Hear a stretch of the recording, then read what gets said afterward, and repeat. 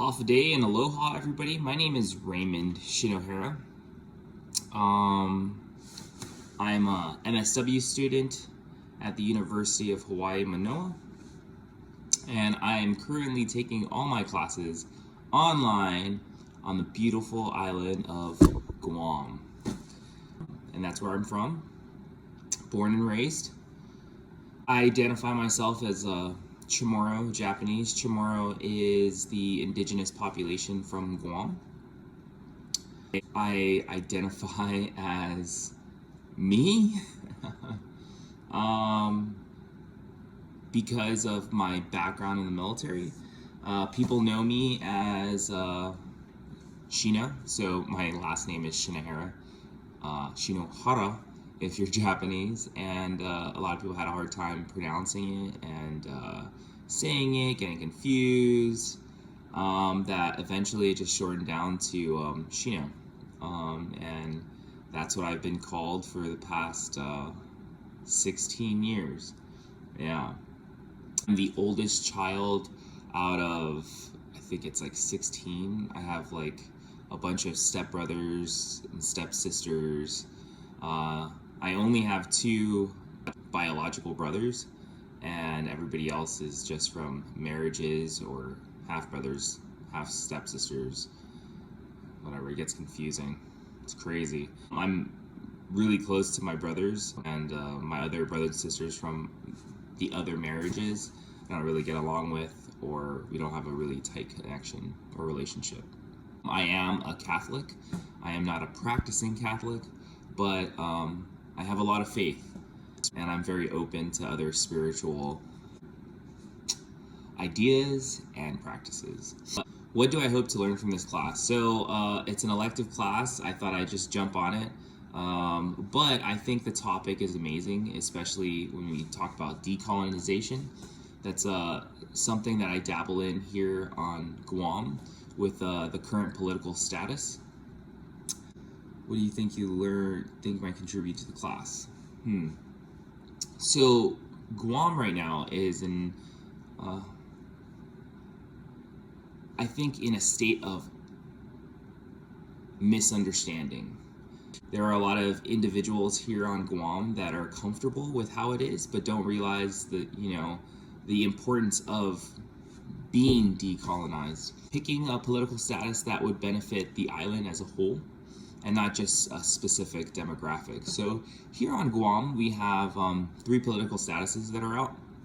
One is independence. So that's pretty much, people trying to be self-determined and being independent away from their colonizers. And we just so happen to be colonized by the United States of America as a U.S. territory. And then we have statehood, which is becoming a state of the United States of America. Do I see that happening? That seems kind of out there. I think we need to pull in more islands around us to kind of make us bigger, but that's an idea and topic that more professional people could talk about. But one idea from it, I think, is amazing, is tribe status. Especially, individuals from here, especially myself. I'm a former Marine, I'm a veteran, and there's a lot of things that veterans don't have out here, and we would be able to have it if we went for statehood and utilized the tribe as a network to get quicker assistance, resources, and services because we are an indigenous tribe or a Native American tribe. I think that avenue is amazing for smaller demographics and communities, but we still are in shambles with picking our political status. And the last one is free association. That's an interesting topic only because out here on Guam, free association really is more of the monetary an ability to bring in other countries to kind of benefit or mutually benefit each other. I don't think Guam is there yet because we don't really have anything other than tourism to bring to the table. It's all interesting ideas, concepts, and statuses we could educate ourselves better on, so the people of Guam can collectively make a choice in their future endeavor. So I guess that's working with that kind of stuff, working with that kind of stuff here on Guam would kind of help with contributing to the class. What is your understanding on decolonization? Pretty much decolonization to me is, breaking away from, that higher entity that kind of like took you under their wing. And that's what happened with Guam, and that's how we know it.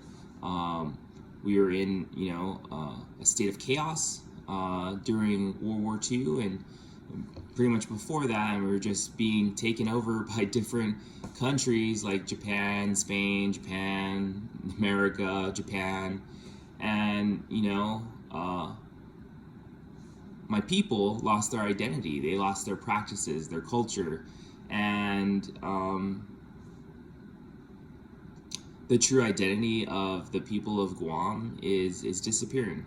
And by decolonizing and practicing our own ways, beliefs, and culture, and becoming either independent or freely associated, would give us back that identity.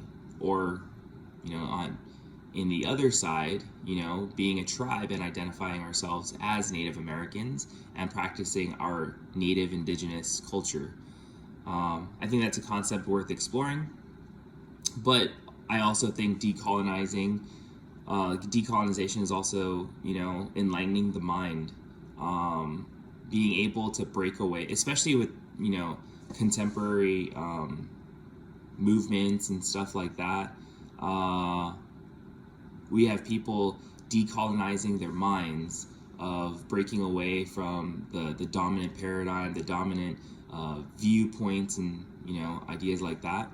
And here on Guam we have decolonizing your diet, which is pretty interesting considering a lot of our foods are coming in from the States and other places, and it's not coming from here, and we're not buying local, we're not contributing to the local economy, we're pretty much putting our money somewhere else. And there's a huge movement right now to decolonizing your diet in order to strengthen our island bonds and traditions. How do you think decolonization and social work might be connected? I think it's totally connected. In our undergraduate program, it was interesting because you could take Chamorro Studies, which is the indigenous language, culture, and lifestyle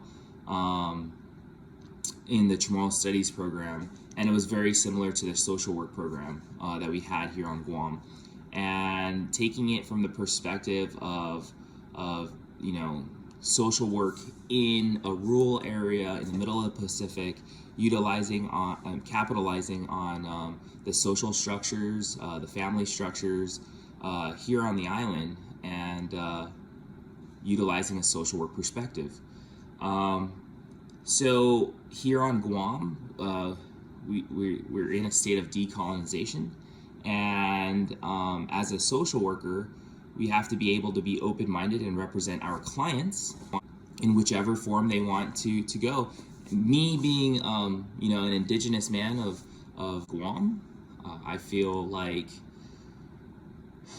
I need to be a part of it, but I also need to put my biasness to the side and go with what is better for my people and not just myself. So it's really being educated, spreading that education, and collectively coming up with a decision in order to create our own path for the future of Guam. And that's about it. That's my story. So once again, my name is Raymond Shinahara. I'm a social work student doing my MSW at University of Hawaii, Manoa. Thanks for listening, and hopefully my blogs are better than reading it off the screen. I look forward to this class, especially contributing when it comes to decolonization. It should be fun. Thanks for listening.